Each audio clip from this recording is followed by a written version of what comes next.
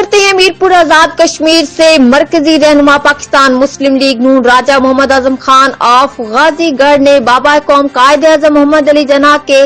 145ویں یوم پیدائش اور قائد مسلم لیگ نون میاں محمد نواز شریف کے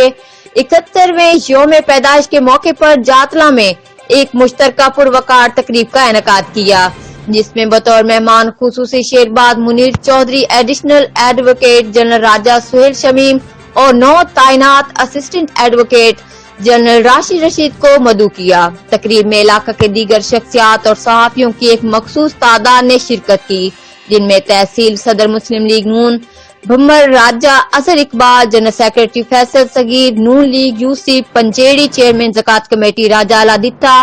چیئرمین قصوہ ویلفیئر راجہ عامر بشیر،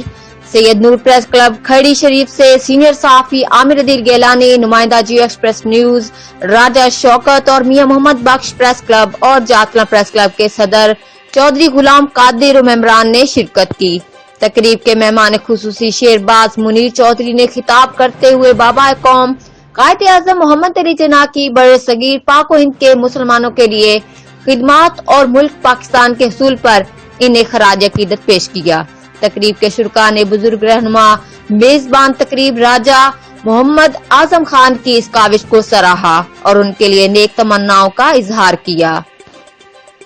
رپورٹ راجہ شوکت، نمائندہ جیو ایکسپریس نیوز، میرپور آزاد کشمیر۔